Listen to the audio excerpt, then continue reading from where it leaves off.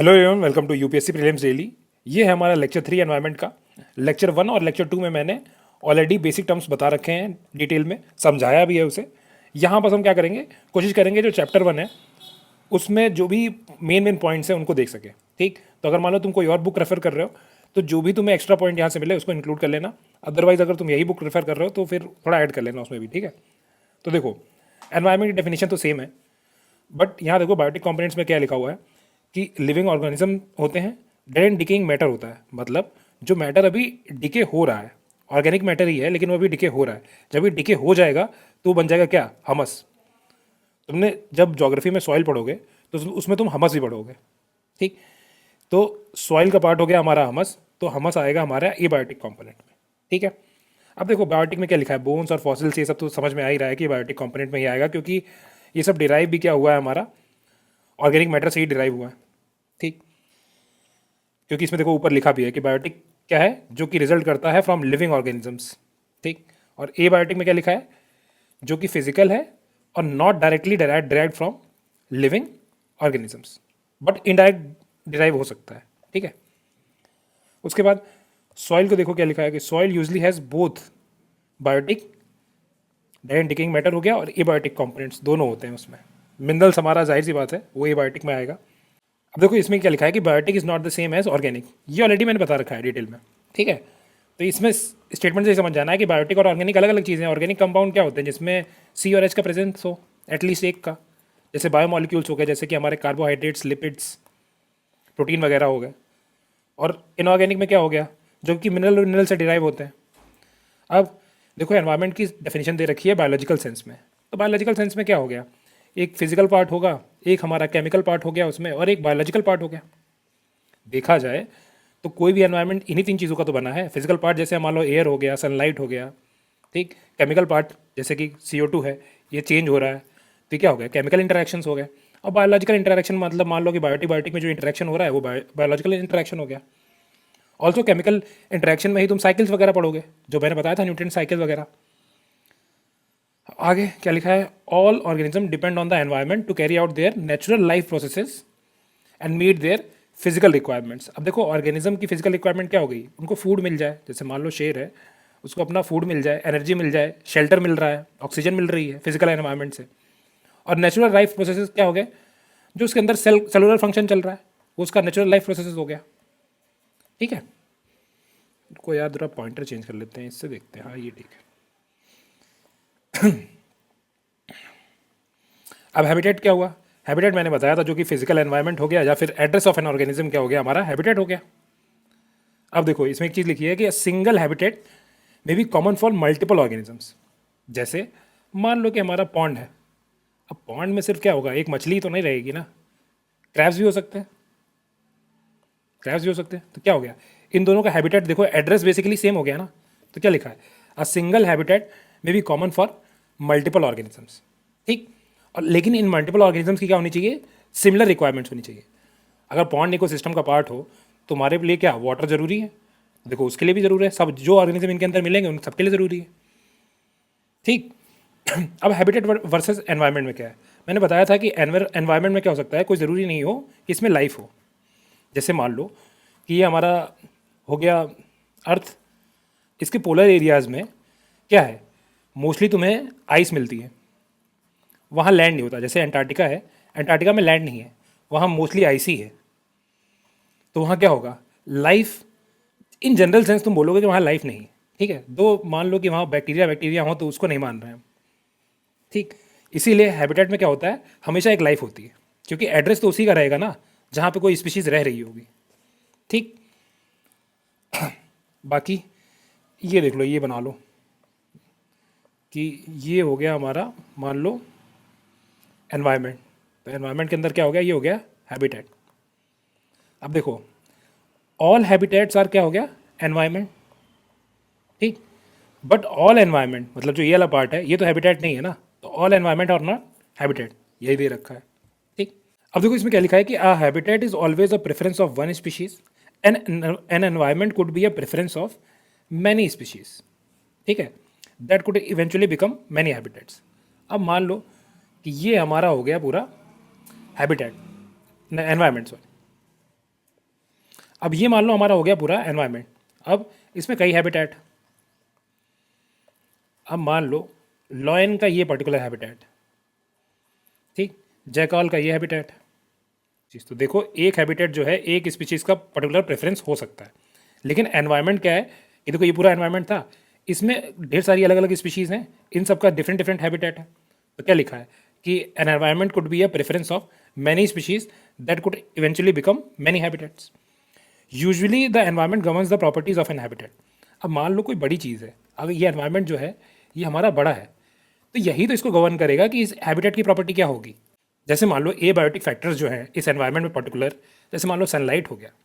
अब वो क्या है, अब सनलाइट जो है, अगर मान लो ये जो है रेन फॉरेस्ट है, तो क्या होगा, रेन फॉरेस्ट में क्या होता है कि सनलाइट अंदर पेनिट्रेट नहीं कर पाती है, तो उस हिसाब से वहाँ प्रॉपर्टीज़ गवर्न होती हैं कि क्लाइंबर्स बहुत मिलते हैं, जैसे बड़े बड़े ट्रीज़ पे ऐसे प्लांट क्लाइंब बहुत करते हैं।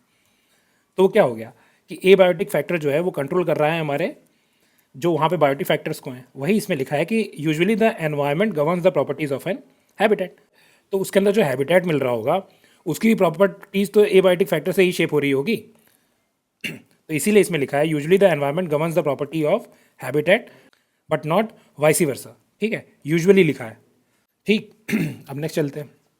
अब देखो सेल होती है। अब सेल क्या होती है, ये होती है हमारी फंक्शनल यूनिट ऑफ लाइफ। अब फंक्शनल यूनिट ऑफ लाइफ का मतलब क्या होता है कि बिल्कुल बेसिक यूनिट होती है, बेसिक या फंडामेंटल यूनिट कह सकते हो, कि इसके बिना काम ही नहीं चलेगा। क्यों? क्योंकि ये रेस्पिरेशन कर सकती है, हमारा न्यूट्रिशन कर ले सकती है, एक्सक्रीशन कर सकती है। वैसे ही इकोसिस्टम क्या हो गया, ये फंक्शनल यूनिट ऑफ नेचर है। ठीक, मतलब सेल की तरह कंपैरिजन कर लो इसमें, जहाँ पे लिविंग ऑर्गेनिजम्स जो कि मैंने ऑलरेडी बता रखा है, प्रोड्यूसर्स, कंज्यूमर्स और डिकम्पोजर्स इंटरैक्ट करते हैं। मैंने बताया था मेनली इसमें क्या होता है, इंटरेक्शन होता है। ठीक, among themselves and with the surrounding physical environment, मतलब आपस में जैसे बायोटिक बायोटिक एक दूसरे में कर रहे हैं और फिर क्या कर रहे हैं, ए बायोटिक से इंटरेक्ट कर रहे हैं, तो वो हो गया हमारा इकोसिस्टम। ठीक, अब देखो इसमें ये लिखा है इकोसिस्टम जो होता है किसी साइज़ का हो सकता है और इसमें लिमिटेड और स्पेसिफिक स्पीशीज़ होती हैं, क्योंकि एक पर्टिकुलर जैसे मान लो पॉन्ड इकोसिस्टम है, अब वहाँ पे कुछ लिमिटेड एनिमल्स को सपोर्ट कर सकता है, साइज़ भी तो उसका देखो छोटा ही है, और इसमें बस इतना लिखा है कि साइज़ कितना भी हो सकता है, बट इतना थोड़े ना है, फिर वो बायोस्फीयर बन जाएगा। अगर हम पूरे अर्थ के हिसाब से ले रहे हैं तो क्या हो जाएगा, वो बायोस्फीयर हो गया। ऑल्सो मैंने तुम्हें बताया था कि इकोसिस्टम में क्या होता है कि बायोटिक कंपोनेंट्स के बीच में क्या होगी, लिंकिंग होगी थ्रू किससे, न्यूट्रिएंट साइकिल और एनर्जी का फ्लो होगा। क्यों? जैसे बायोटिक एनिमल है, ये मान लो हमारा शेर था, अब शेर ने क्या किया, ए बायोटिक जैसे मान लो ऑक्सीजन ले रहा है, तो इनके आपस में इंटरेक्शन हो गया। ऑल्सो मान लो कि इस शेर ने हमारे क्या किया, हिरन को खाया, डियर को खाया, और डियर ने खाई ग्रास, तो क्या हुआ, यहाँ से देखो एनर्जी का फ्लो हुआ। जो ग्रास की एनर्जी थी जो कि उसने CO2 लेके बनाया था, वो इधर फैल गई, तो देखो एनर्जी का फ्लो हुआ और न्यूट्रिएंट का फ्लो हुआ। न्यूट्रिएंट कैसा हो सकता है, प्रोटीन के फॉर्म में भी हो सकता है न्यूट्रिएंट।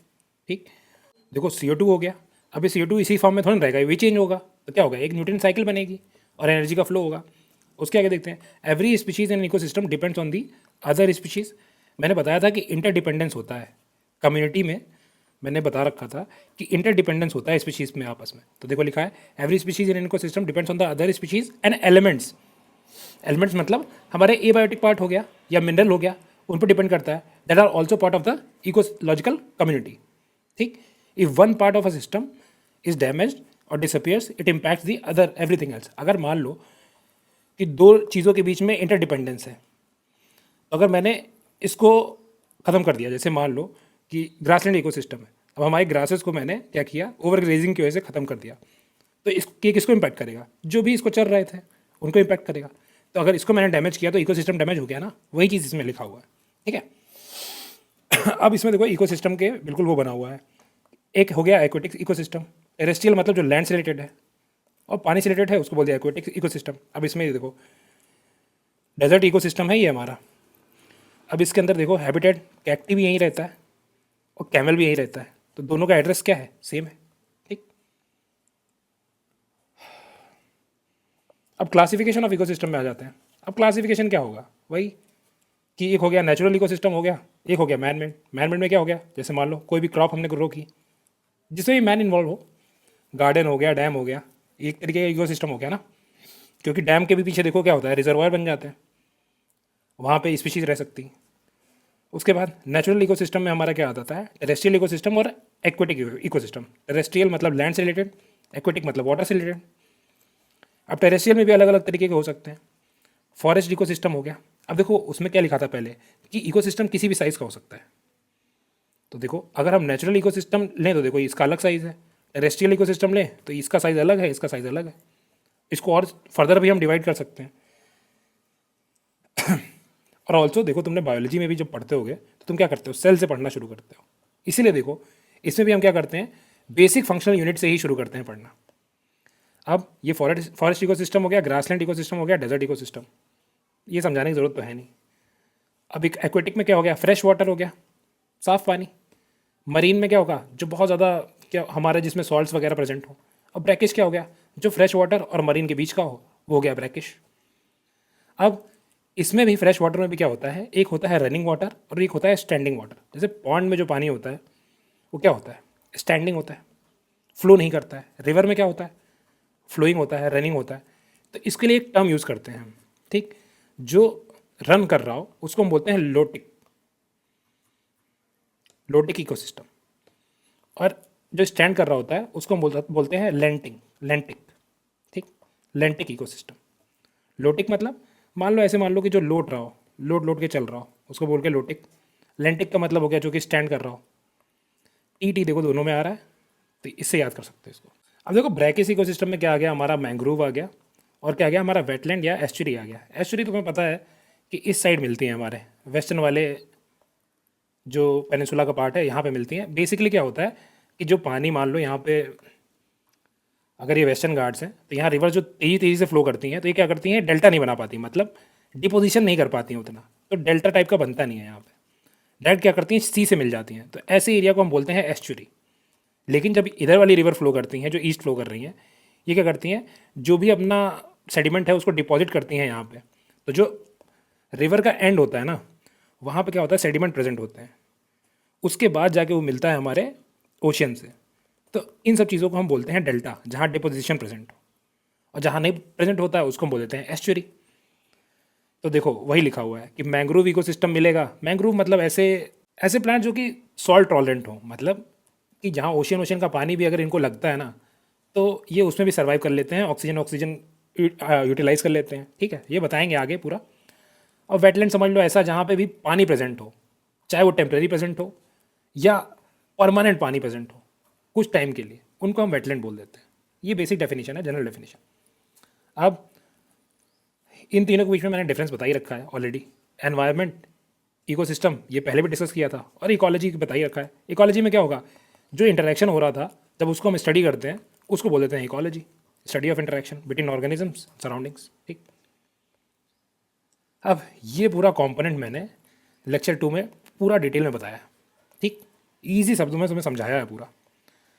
अब ये देखो, मैनी एबायोटिक फैक्टर्स डिटरमाइन न ऑर्गेनिज्म सर्वाइवल, ठीक है।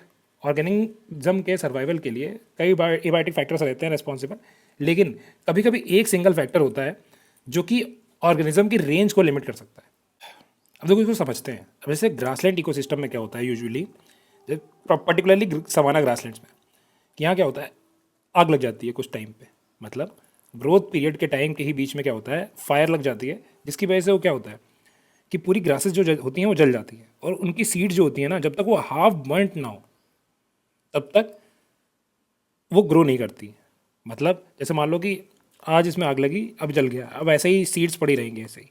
लेकिन जब बारिश होगी तब क्या होगा, जब तक ये सीड्स हाफ बर्नट ना हो तब तक ये ग्रो नहीं करती। तो यहाँ लिमिटिंग फैक्टर क्या हो गया हमारा ग्रासलैंड इकोसिस्टम में, फायर हो गया, क्योंकि फायर एक एबायोटिक फैक्टर हो गया, ये लिमिट करता है हमारे ग्रास के ग्रोथ को और इवन रेंज को, ठीक है। अब ऐसा नहीं है कि जो हमारी ट्रॉपिकल या टेम्परेट ग्रासलैंड्स हैं वो फैल के हमारे ट्रॉपिकल रेन फॉरेस्ट में नहीं आ जाएंगी, क्योंकि यहाँ पे एबायोटिक फैक्टर्स अलग अलग हैं, ठीक है। तो वही चीज़ लिखा हुआ है कि ऐसा हो सकता है कि एक सिंगल फैक्टर जो हो वो ऑर्गेनिज्म की रेंज को लिमिट कर सकता है। ऐसे फैक्टर्स को हम बोलते हैं लिमिटिंग फैक्टर्स। बट ऐसा ज़रूरी नहीं है कि एक सिंगल ही फैक्टर हो, कई ऐसे फैक्टर्स हो सकते हैं जो कि लिमिट कर सके ऑर्गेनिज्म के, ठीक है। अब यहाँ पर्टिकुलरली एग्जांपल जो दिया हुआ है वो तुम्हारा दिया हुआ है कि इक्वाटोरियल फॉरेस्ट, रेन फॉरेस्ट का। अब इक्वाटोरियल रेन फॉरेस्ट में क्या होता है, तुम ज्योग्राफी में पढ़ोगे, यहाँ बारिश बहुत ज़्यादा होती है और टेम्परेचर बहुत हाई होता है। तो रेन हाई हो गया और टेम्परेचर बहुत हाई हो गया। अब रेनफॉल बहुत ज़्यादा होता है तो क्या होता है, जो टॉप सॉइल होता है तो इस पर ऐसे रेन पड़ेगी तो ये क्या होता है, ये इरोड होने लगता है और जो भी इसमें हमारे मिनरल्स या फिर इंपॉर्टेंट न्यूट्रिएंट्स पड़े प्रेजेंट होते हैं वो क्या होते हैं, पानी में डिजॉल्व होकर निकल जाते हैं। तो जो टॉप सॉइल हो गया हमारा वो क्या हो गया, न्यूट्रिएंट डेफिशिएंट हो गया। ठीक, अब यहाँ पे मान लो कि जैसे मान लो ये मेरा ट्री है। अब कोई ट्री ऐसे भी होते हैं जिनकी ग्रोथ जो होती है वो उनके कुछ कुछ पार्ट से ग्रो करते हैं। जैसे मान लो ये पार्ट टूट के गिर गया, अब इसी से नया प्लांट निकल सकता है। अब लेकिन टॉप सॉइल जो है वो क्या है, डेफिशिएंट है, तो ये ग्रो नहीं करेगी। ये जो पार्ट हो गया इसको बेसिकली हम क्या बोलते हैं, प्रोपाग्यूल, जो उसके पार्ट से निकला हो। अब ये तब तक ग्रो नहीं करेगी जब तक ऊपर का टॉप सॉइल जो है वो मिनरल रिच नहीं है। ऑल्सो यहाँ पे एक प्रॉब्लम क्या है, सनलाइट की प्रॉब्लम है। ट्रॉपिकल रेन फॉरेस्ट में तो तुम्हें पता होगा जो ट्रीज़ होते हैं बहुत हाइट तक ग्रो करते हैं और डेंस कैनपी बनाते हैं, तो नीचे अंदर लाइट आ नहीं पाती है, सनलाइट, तो इनको सनलाइट भी नहीं मिलेगी तो ये ग्रो नहीं करते हैं ईजिली। ठीक है, अब जो ये क्वेश्चन है तब क्या मतलब हुआ कि यहाँ देखो, एक तो लाइट हो गई limiting factor tropical rain forest में, और एक क्या हो गया, न्यूट्रिएंट रिच ना होना एक लिमिटिंग फैक्टर हो गया। अब ये क्वेश्चन अटेम्प्ट करते हैं 2015 का। क्या लिखा है, which of the following is the best description of the term ecosystem. तो हमें इकोसिस्टम की डेफिनेशन देखनी है basically, a community of organism interacting with one another. अब देखो मैंने कम्युनिटी का बताया था तुम्हें कि जो आपस में इंटरैक्ट करते हैं कम्युनिटी, उसको क्या बोलते हैं, उसको इकोलॉजिकल कम्युनिटी बोलते हैं। ठीक, अब इसमें देखो पार्ट ऑफ द अर्थ, अर्थ का पूछा है। ठीक है, part of the earth which is inhabited by living organisms, तो मैंने बताया था हाइड्रोस्फेयर हो गया, एटमॉस्फेयर हो गया, और क्या हमारा था, लिथोस्फेयर था। तो उसके बीच में जो पार्ट हो गया अर्थ का जिस पे लिविंग एनिमल्स रहते हैं उसको क्या बोलते हैं, बायोस्फेयर बोलते हैं। A community of organism together with the environment in which they live. तो community together with the environment, environment भी अगर इंक्लूड कर दो कम्युनिटी में तो क्या हो गया हमारा, ये बन गया हमारा इकोसिस्टम। ये मैंने ऑलरेडी लेक्चर 1 में बताया है कि कम्युनिटी और इकोसिस्टम कैसे बनता है। अब flora and fauna of an geographical area, तो ये बेसिकली फ्लोरा एंड फाउना जो कि जोग्राफिकल एरिया में मिलते हैं इसको बायोडाइवर्सिटी बोलते हैं। ये आने वाले चैप्टर में हम डिटेल में पढ़ेंगे कि बायोडाइवर्सिटी क्या होती है। ठीक है, ये तो बता ही दिया। ये रहा, if a tropical rain forest is removed it does not regenerate. मतलब ट्रॉपिकल रेन फॉरेस्ट को एक बार हमने कट कर दिया, जैसे ब्राज़ील वगैरह में हो रहा है, तो रीजनरेट क्यों नहीं होता है quickly as compare to tropical deciduous forest. अब डेसिडुअस फॉरेस्ट ऐसे हो गए जो कि अपने लीव्स को साल में एक बार शेड जरूर करते हैं। ठीक, चाहे वो ठंडी में करें चाहे गर्मी में करें। ठीक, this is because the soil of the rain forest is deficient in nutrients. पहले क्या करेंगे, हम पूरा सब पढ़ना पड़ता है, डायरेक्ट नहीं है कि पहला ही क्वेश्चन देखा और लगा दिया। Propagules of tree in a rain forest have poor viability. The rain forest species are slow growing. The exotic species invade the fertile soil of rain forest. अब देखो, अब हमें इस क्वेश्चन में क्या करना होगा, जो बेस्ट आंसर होगा वो लगाना होगा, क्योंकि इसमें मल्टीपल स्टेटमेंट जो है वो करेक्ट है। अब देखो इसमें एक चीज़ लिखा है कि rain forest species are slow growing, ये तो गलत है, फास्ट ग्रोइंग होते हैं, ये हमें ऐसे ही पता है।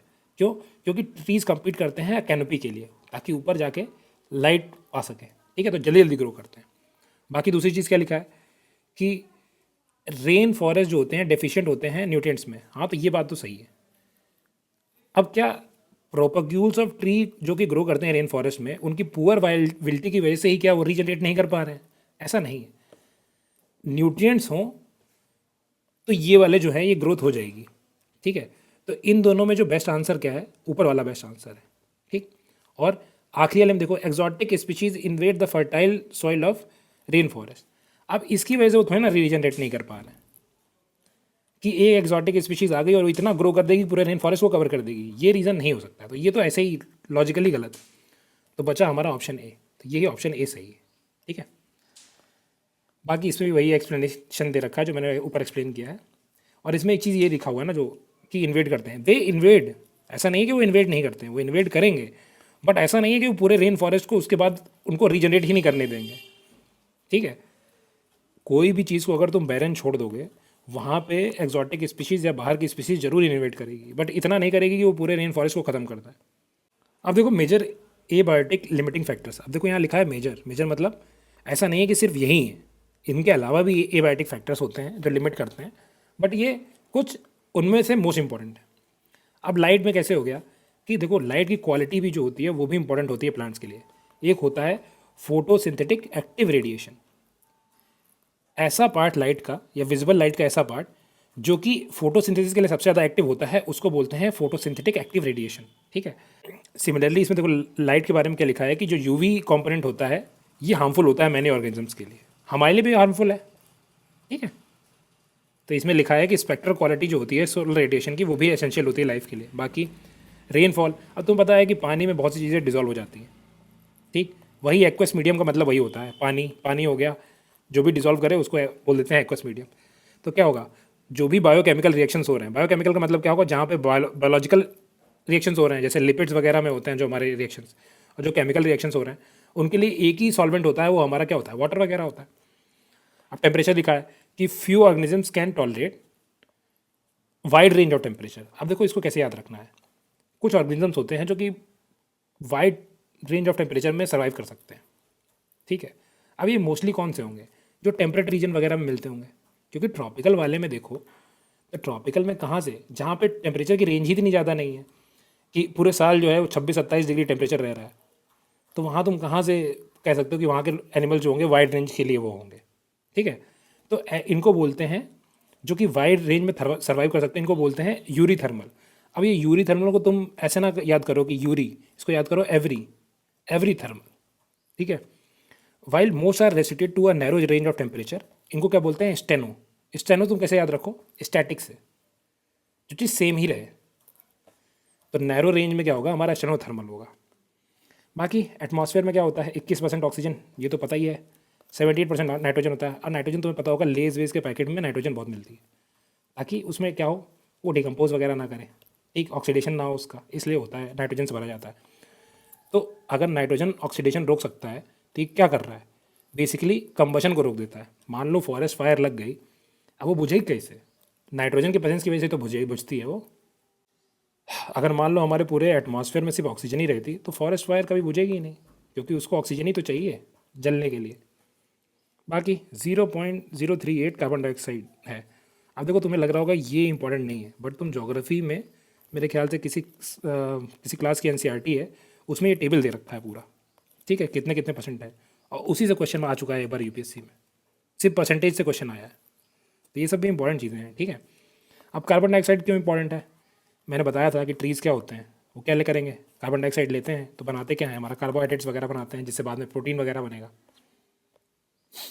बाकी ऑर्गेनिक कंपाउंड्स भी मैंने बताया था, बायोमोलिक्यूल्स हो गए। बायोमोलिक्यूल्स बेसिकली जो कि समझ लो बायोलॉजी वाले टर्म से रिलेट कर लो, और जो भी मिलता हूँ बॉडी के अंदर मिलता है, जैसे प्रोटीन, कार्बोहाइड्रेट, लिपिड हो गया। लिपिड क्या होते हैं, वही फैट्स वगैरह, आपको लिपिड्स बोलते हैं। ये क्या करते हैं, एनर्जी ट्रांसफर में हेल्प करते हैं। क्यों, मान लो प्लांट ने क्या बनाया, कार्बोहाइड्रेट बनाया, कार्बोहाइड्रेट क्या हो गया, जैसे हमारा स्टार्च हो गया।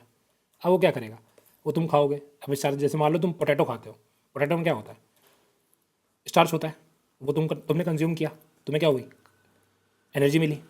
वैसे ही कुछ लोगों को प्रोटीन से एनर्जी मिलती है, जो मीट वीट में होता है। ठीक है।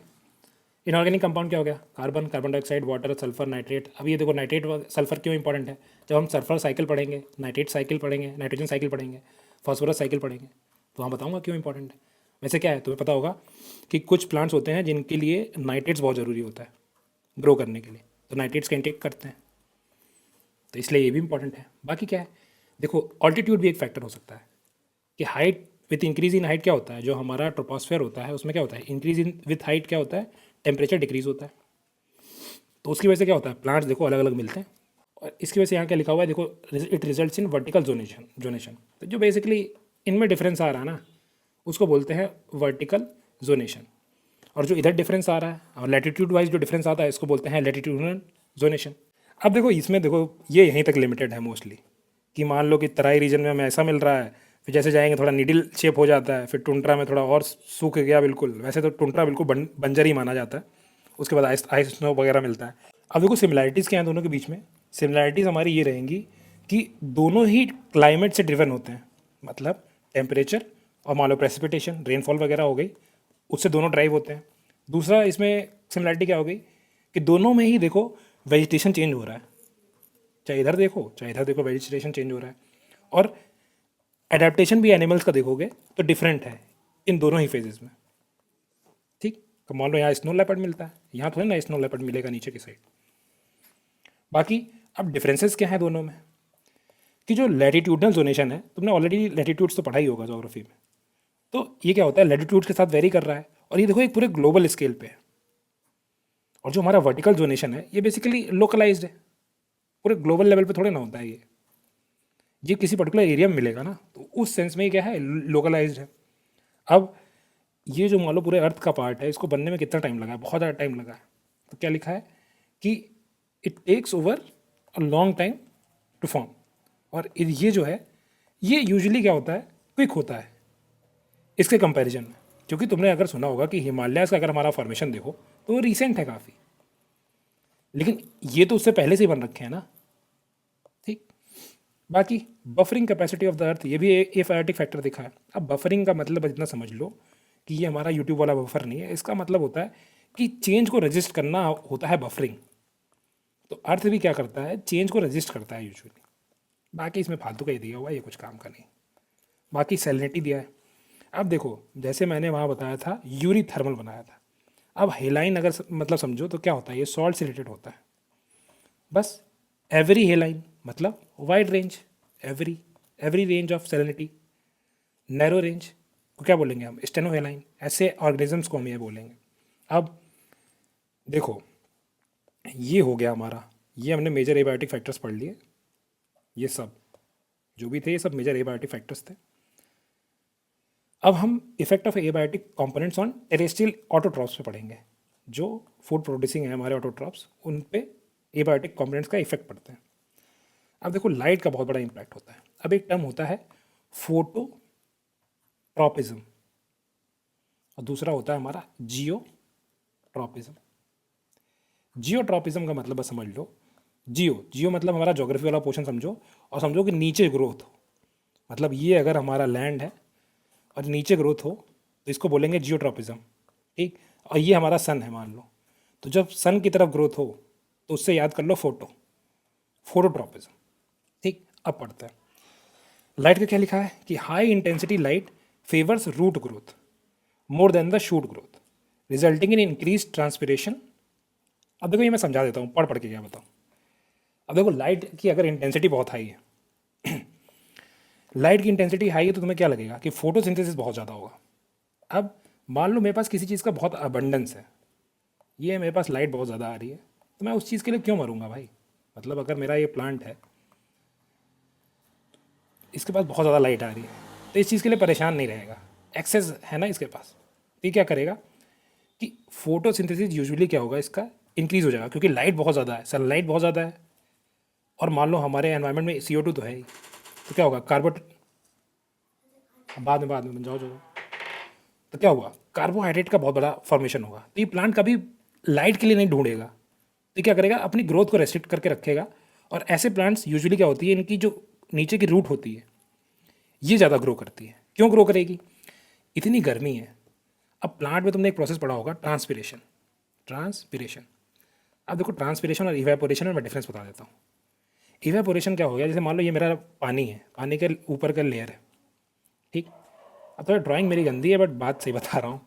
अब देखो अब इस पानी का कन्वर्जन हो जा रहा है हमारा वाटर वेपर में।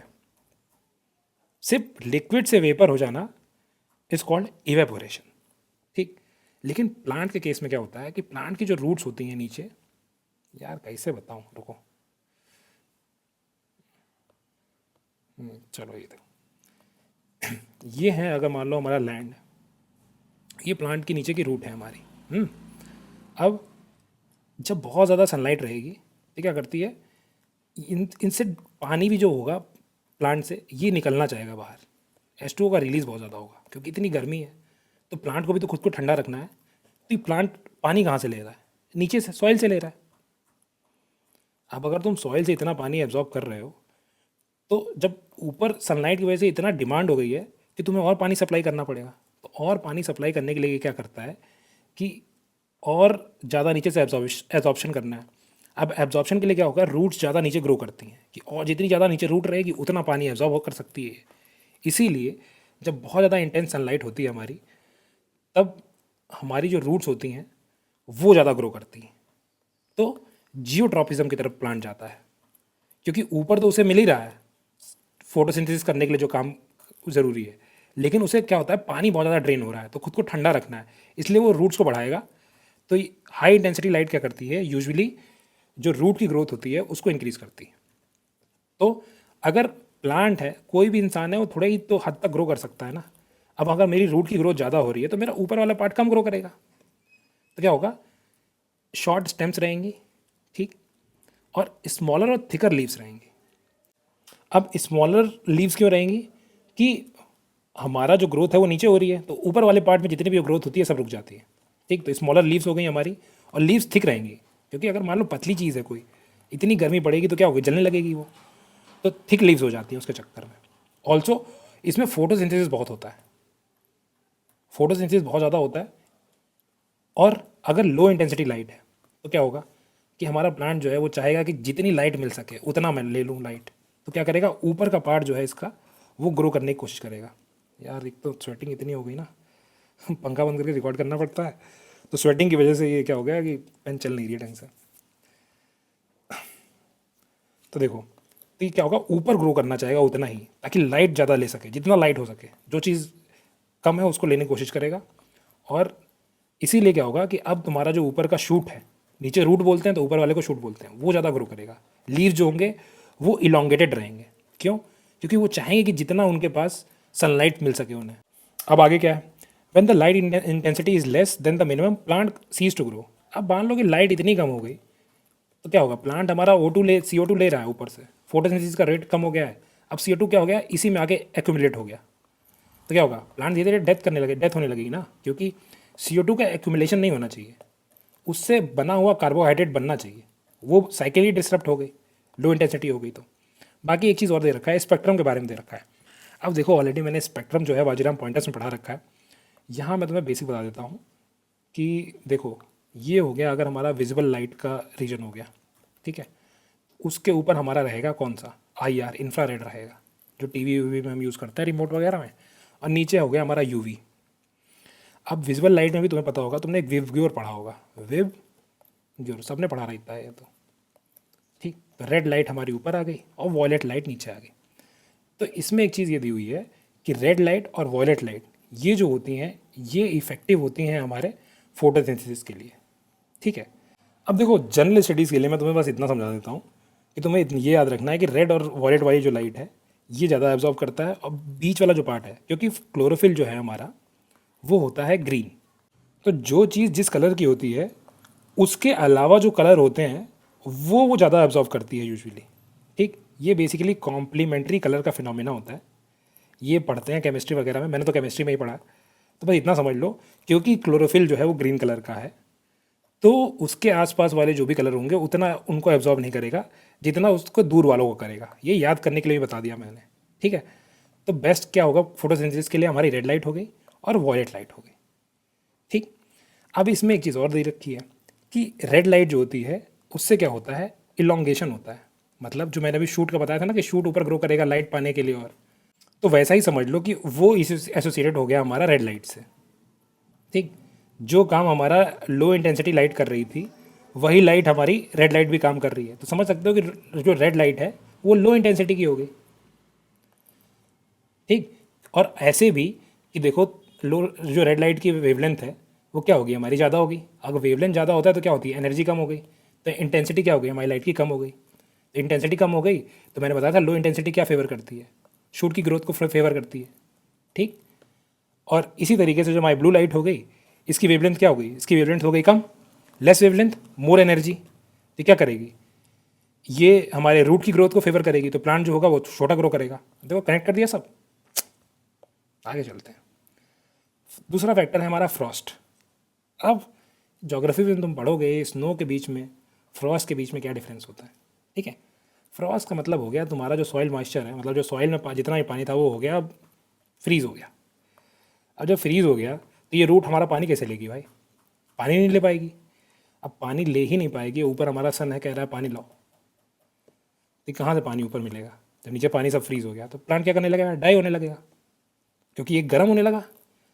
क्योंकि जो पानी यहाँ से जाता है वो इवेपोरेट होता है तो इसको ठंडा करता है प्लांट को। जब ठंडा ही नहीं होगा तो क्या होगा? डेथ होने लगेगी। और सिर्फ फ्रॉस्ट इतना ही नहीं करती है, फ्रॉस्ट तुम्हारा, अरे यार क्या ही हो रहा है, फ्रॉस्ट क्या करती है कि जो जैसे ये सेल है हमारी प्लांट की, एक सेल है, ये दूसरी सेल है, इनके बीच में भी तो पानी रहता है, वो भी फ्रीज़ हो जाता है। पानी कहीं भी रहेगा, टेम्परेचर कम हो गया तो फ्रीज़ होने लगेगा, ये सब फ्रीज़ हो जाएगा। तो ये लोग भी तो आपस में पानी नहीं ले पा रहे हैं, तो डिहाइड्रेशन हो गया सेल्स का। ऑल्सो इसमें क्या होता है? कैंकर फॉर्मेशन हो जाता है। कैंकर फॉर्मेशन का मतलब हो गया तुम्हारा कि जैसे मान लो ये हमारा प्लांट का शूट है, अब यहाँ से पानी जा रहा है, पानी जा रहा है, अब इस पानी में मिनरल्स भी तो होते हैं। अब क्या हो गया? पानी जब फ्रीज़ हो गया तो मिनरल्स बाहर निकल गए, क्रिस्टलाइज हो गए। अब क्रिस्टल बन के मिनरल्स यहीं रुक गए, तो क्या हो गया? ये कैंकर फॉर्मेशन हो गया। अब इसकी वजह से क्या हो रहा है? ना पानी और फ्लो कर पा रहा है, ना कुछ हो पा रहा है। अब इसकी वजह से प्लांट में डिजीज़ होंगी, बैक्टीरिया फंगाई ग्रो कर जाते हैं, तो फ्रॉस्ट ऐसे इफेक्ट करती है। बाकी स्नो क्या करेगी? अब स्नो देखो क्या होता है कि मान लो कि ये मेरा टेम्परेट एरिया है। अब टेम्परेट एरिया में वेजिटेटिव ग्रोथ जो होती है, मतलब जो ग्रोथ का पीरियड होता है जिसमें प्लांट ग्रो करता है, वो बहुत कम हो जाता है। क्यों? ये मान लो ये हमारा प्लांट है, अब वहाँ तो ऐसे ग्रो करते हैं ना। अब इसके ऊपर मेरी स्नो आ गई, अब स्नो आ गई तो फोटोसिंथेसिस ही नहीं हो पा रहा है। तो अब मान लो पूरे साल में बहुत सारे पीरियड में स्नो ही रह रही है, तो ये ग्रो ही नहीं कर पा रहा है। थोड़ी सी जब क्या होता है, मेल्टिंग शुरू होती है, थोड़ी गर्मी पड़ती है इस एरिया में, मेल्टिंग शुरू हुई स्नो की, तो थोड़ा बहुत क्या हुआ, फोटोसिंथेसिस हुआ, तो थोड़ा बहुत प्लांट ग्रो किया, फिर रुक जाएगी ग्रोथ। ऑल्सो जो लैंड है इस पे बर्फ़ गिर गई, ठीक, तो पानी की एबिलिटी कम हो जाती है थोड़ी सी ट्रीज़ वगैरह के लिए। और टेम्परेचर नीचे इतना गिर जाता है कि ये काम ही नहीं करते हैं। जैसे फ्रिज का फिनोमेना देख लो, फ्रिज में हम क्या करते हैं, हम किसी भी चीज़ को रख देते हैं तो सड़ने से कम हो जाती है। क्यों सड़ना कम हो जाता है? क्योंकि उसका जो ग्रोथ है वो कम हो जाती है फ्रिज में रखने से, टेम्परेचर लोअर टेम्परेचर पे। ठीक है, तो ऐसे क्या करती है, स्नो भी एक लिमिटिंग फैक्टर का काम कर सकती है। बट क्या है, सिर्फ नेगेटिव ही इम्पैक्ट नहीं करता है, पॉजिटिव भी इम्पैक्ट क्या करेगा, प्लांट को बचाता है, इंसुलेट करता है। अब मान लो मेरे प्लांट पे ऐसे स्नो गिर गई, तो ये क्या करती है, इस पार्ट को, जो बाहर और ठंडी हवा है उससे ज़्यादा ठंडी है, मतलब टेम्परेचर और कम है, आइस का टेम्परेचर मान लो कितना होगा, 0 डिग्री पे है, तो ये क्या है, इतना ठंडी हवा है उससे बचा देती है इसको। ठीक, तो प्लांट डैमेज नहीं होते हैं उतने, ब्लैंकेट की तरह काम करती है। ठीक, इवन सीडलिंग्स को भी प्रोटेक्ट कर देती है एक्सेसिव कोल्ड से। ठीक है, मान लो कि बाहर कितना भी टेम्परेचर गिर रहा है, लेकिन अगर एक बार स्नो बन गया तो उसका टेम्परेचर तो उतना ही है, तो सीड हमारी प्रोटेक्टेड है। ठीक, टेम्परेचर क्या है, हाई टेम्परेचर। अब देखो यहाँ पे भी वही काम कि जो यूरी थर्मल बताया था, एवरी थर्मल वाला वही कंसेप्ट है। हाई टेम्परेचर से क्या होता है, अब अंडा ले लो, एग में क्या होता है कि लोग बॉईल करते हैं एग को, तो उसके अंदर जो प्रोटीन होता है, प्रोटीन बहुत समझ लो कि टेम्परेचर सेंसिटिव होता है। तो वो जब हाई टेम्परेचर में पाएगा ना, तो प्रोटीन क्या होता है, इकट्ठा हो जाता है, कोएगुलेट हो जाता है।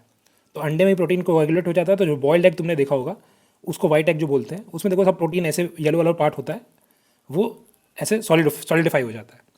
तो वही इसमें लिखा है कि high temperature results in the death of plant due to coagulation of protoplasmic protein. But कोई ज़रूरी थोड़ी ना कि सारे हर प्लांट में ऐसा ही होता होगा, ये जनरली ऑब्जर्व ट्रेंड है। ठीक है, कि प्रोटीन जो होता है वो कोएगुलेट हो जाएगा, हाई टेम्परेचर पे सर्वाइव नहीं कर पाएगा, लेकिन कुछ बैक्टीरिया है वो हाई टेम्परेचर भी सर्वाइव कर लेते हैं।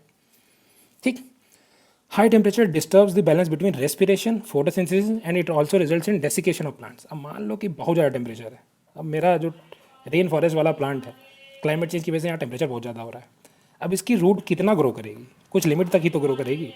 अब क्या होगा, एक टाइम के बाद ट्रांसपिरेशन को ये सपोर्ट ही नहीं कर पा रहा है, कि प्लांट इतना गर्म हो गया है जो ट्रांसपिरेशन से ठंडा ही नहीं हो पा रहा है, तो क्या होगा, डेथ हो जाएगी प्लांट की। ठीक, आगे नाइट्रोजन लिखा है। अब नाइट्रोजन की देखो कैसे लिखा है, नाइट्रोजन साइकिल पढ़ेंगे तो ज़्यादा कंफर्म होगा ये कैसे क्या होता है। प्लांट जो होता है माइक्रोब्स के साथ कम्पीट करता है, ये हमारा लैंड है, लैंड में क्या होंगे, माइक्रोब्स भी प्रेजेंट है। अब हमारे प्लांट को भी चाहिए नाइट्रेट, क्योंकि डायरेक्ट नाइट्रोजन नहीं इंटेक कर पाता है, nitrogen as a gas plant intake नहीं कर सकता, उसको नाइट्रेट में कन्वर्ट होना होता है, तब वो प्लांट ले सकता है हमारा। ठीक है, तो माइक्रोब्स के साथ नाइट्रेट तो माइक्रोब्स के साथ नाइट्रेट के लिए प्लांट और माइक्रोब्स में लड़ाई होती है। माइक्रोब्स का मतलब क्या होगा, माइक्रो ऑर्गेनिज्म। ठीक है। तो नाइट्रोजन क्या हो गया, लिमिटिंग न्यूट्रिएंट हो गया। उसके अलावा डाईबैक टर्म दिया है। डाईबैक का मतलब क्या होता है, यूजुअली प्लांट जो होते हैं, कुछ प्लांट्स ऐसे होते हैं उन्होंने एक एडेप्टिव मैकेनिज्म बना रखा है कि जैसे मान लो कि ड्राउट का कंडीशंस है, मतलब सूखा पड़ गया, तो क्या करते हैं वो ऊपर से डेथ शुरू होती है उनकी। अब देखो मेरा बेसिकली मुझे एक सूर्यवंशम का डायलॉग याद आ रहा है जिसमें वो क्या करते हैं, बताता है कि पेड़ की टहनी वहनी का एग्जांपल देता है। वैसा ही है कि देखो प्लांट की जो ग्रोथ है वो जड़ से होती है, जो उसकी रूट होती है। तो अगर मैं क्या करूँ कि मैं ऊपर से डेथ होने लगे धीरे धीरे, ठीक, लेकिन मेरा नीचे जो रूट है ये बचा रहा है, तो प्लांट क्या करते हैं ऐसे अडॉप्ट कर लेते हैं कि उनकी डेथ जो होती है ऊपर से सूखने लगते हैं, लेकिन उनकी रूट बची रहेगी। इतने में क्या हुआ, ड्राउट का पीरियड खत्म हो गया हमारा, बारिश हो गई। प्लांट क्या करेगा, रूट पे पानी आया, फिर रूट सपोर्ट करेगी, फिर शूट ग्रोथ करने लगेगी। तो इसी को बोलते हैं डाईबैक, जब प्लांट उल्टा मरने लगे ऊपर से, ठीक, शूट मर जाती है, रूट पे रहता है। एग्जाम्पल क्या है, साल ट्रीज जो तराई रीजन में बेसिकली मिलते हैं, red sanders, silk cotton trees, लाल चंदन वाली जो है पुष्पराज, ठीक। बायोटिक कंपोनेंट्स क्या है, ये तो मैंने बता रखा है। प्राइमरी प्रोड्यूसर्स क्या होते हैं, ऑटोट्रॉफ्स, सेल्फ नरिशिंग जो होते हैं ग्रीन प्लांट्स। अब सेल्फ नरिशिंग में क्या आ गया हमारा, ग्रीन प्लांट्स आ गया, सेटन बैक्टीरिया आ गया, या सियानो बैक्टीरिया आ गया। अब सियानो बैक्टीरिया को ही हम ब्लू ग्रीन बैक्टीरिया बोलते हैं, ठीक है। बाकी मैंने एक्वेटिक सिस्टम में ये बता ही रखा था कि प्लैंकटन वगैरह क्या होता है। कंज्यूमर्स और हेटरोट्रॉप्स बताया था, जो कि इनकेपेबल हैं प्रोड्यूसिंग खुद का फूड। कहाँ से ऑर्गेनिक फूड डिराइव करेंगे, प्लांट्स और एनिमल से डिराइव करेंगे। Consumers can be divide into two broad category. अब देखो मैंने उस दिन कैटेगरी बनाई थी, अब इन्होंने अलग ही कैटेगरी बना दी है, तो कोई बात नहीं, ये भी समझ लेते हैं। अब इसमें क्या है, मैक्रो और माइक्रो, मैक्रो इकोनॉमिक्स और माइक्रो इकोनॉमिक्स। मैक्रो में क्या हुआ, नेशनल जीडीपी देख लिया मैंने, और GDP of a local district देख लिया, तो क्या हो गया, माइक्रो लेवल पे हम देख रहे हैं चीज़ें, इंडिकेटर्स। तो माइक्रो मतलब क्या होगा, जो बहुत छोटे हो जा रहे हैं, और माइक्रो मतलब बड़े, चाहे वो मैक्रो न्यूट्रिएंट हो या माइक्रो न्यूट्रिएंट हो, हर जगह सेम ही कंसेप्ट है, ठीक है। अब मैक्रो कंज्यूमर्स में हमारे क्या आएंगे, हर्बीवोर आ गए, बताया था कि इनको प्राइमरी कंज्यूमर्स बोलते हैं। सेकेंडरी कंज्यूमर में बताया था जो कि प्राइमरी कंज्यूमर में फीड करें। कार्निवोर बताया था जो दोनों में खा लें या कुछ, बस उनको प्रोटीन की डाइट लेनी है और किसी को मार के ही खाएंगे, कार्निवोर ऐसा हो गया। ओमनीवोरस जो हम हो गए। अब ओमनीवोरस में देखो बीएस भी दे रखा है, पिग्स भी दे रखा है, ठीक है, ये याद रखना है, पिग्स भी होते हैं। बाकी माइक्रो में क्या है, देखो बिल्कुल छोटे लेवल पे। अब इसमें एक चीज़ दी हुई है, मैंने उस दिन तो ये नहीं बताया था, फेगोट्रॉप्स। ये क्या करते हैं, फूड को बेसिकली इंजेस्ट करते हैं। अब इंजेस्ट का मतलब क्या हो गया कि जैसे मान लो कुछ लोग खाना खाते हैं तो क्या करते हैं, वो बाइट लिए और तुरंत वो बाइट मुंह में नहीं गई, वो बाइट मतलब उन्होंने च्यू नहीं किया उसे, डायरेक्ट खाया और डायरेक्ट पेट में तो इसको हम बोलेंगे इंजेस्टिंग, ठीक है। च्यू करने वाला प्रोसेस खत्म हो गया तुम्हारा, डायरेक्ट तुमने इनगल्फ कर लिया उस चीज़ को, तो वो होते हैं फेगोट्रॉप्स।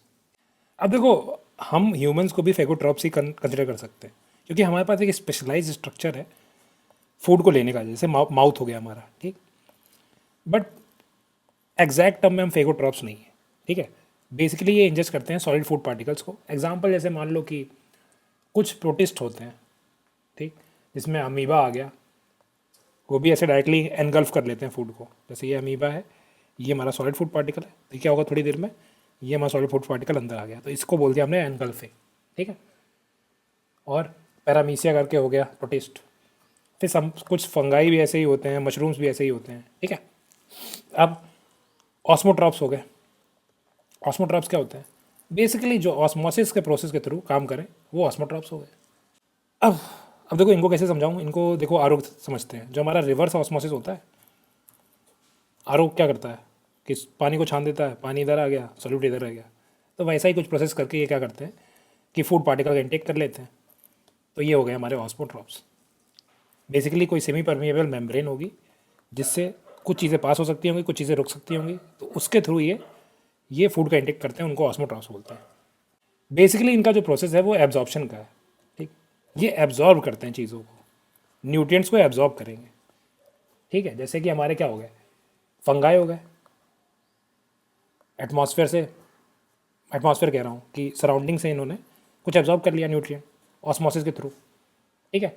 पैरासाइट्स हो गए, पैरासाइट में जैसे क्या हो गया हमारे, जैसे टेप वॉर्म हो गया और हमारा क्या हो गया, प्लांट्स भी तो हो गए। प्लांट्स कैसे करते हैं कि देखो वो अपनी रूट से क्या करते हैं, न्यूट्रिएंट एब्जॉर्ब ही तो कर रहे हैं, तो जो एब्जॉर्प्शन कर रहा है और एब्जॉर्ब करके इसको डाइजेस्ट नहीं करते हैं फिर, ठीक है, इनके पास कोई डाइजेशन का तरीका नहीं होता है, ये डायरेक्ट एब्जॉर्ब करके यूटिलाइज करते हैं। जैसे प्लांट क्या है, न्यूट्रिएंट को एब्जॉर्ब किया और यूटिलाइज कर लेता है डायरेक्ट, तो ठीक, तो वो भी क्या हो गया, एक ऑस्मोट्रॉपी हो गया एक तरीके का।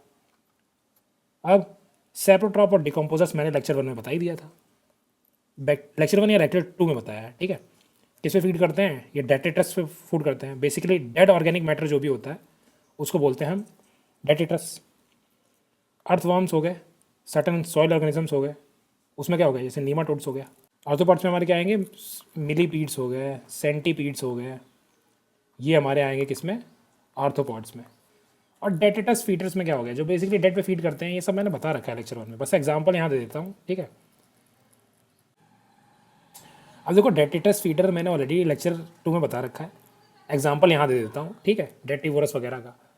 कि देखो कि अगर वर्टिब्रेट्स में बात करें जिनके पास खुद का एक स्केलेटन वगैरह होता है, उनकी बात करें तो फिशेज़ हो गई, जैसे कि कैट फिश हो गया, कार्प हो गया, ठीक है। बर्ड्स में क्या हो गया, जैसे वल्चर हो गया, क्रोज हो गए। और मैमल्स में क्या हो गया, रकून हो गया, रकून एक तरीके चूहे टाइप का होता है, पिग्स हो गए। और इनवर्टिब्रेट्स में बात करें तो अगर डेट्रिटस में तो क्या हो गया, वर्म्स हो गए। वर्म्स में क्या हो गए, अर्थ वर्म हो गया, नाइट क्रॉलर हो गया। इंसेक्ट में क्या हो गया, इंसेक्ट में तूने मैगट सुना होगा, कीड़े लग जाते हैं बेसिकली, मैगट्स हो गया, लार्वा हो गया। क्रस्टेशियन हो गया, क्रस्टेशियन कैसे होते हैं, क्रस्टेशियन जैसे हो गया हमारा क्रैब्स हो गए, श्रिम्प हो गए, श्रिम्प बहुत खाई जाती है, श्रिम्प फार्मिंग बहुत ज़्यादा होती है। मिलीपीड्स हो गए, सेंटीपीड्स हो गए, ठीक है, जो कि बेसिकली वुड पे या फिर डिकिंग जो हमारा प्लांट वगैरह होता है उस पर ज़्यादा लग जाते हैं, ठीक है। तो ये हो गया हमारा लेक्चर 1 ख़त्म। सो ये बहुत टाइम लग गया ठीक है, तो यहीं तक रखते हैं, लेक्चर 2 पढ़ाएंगे बाद में।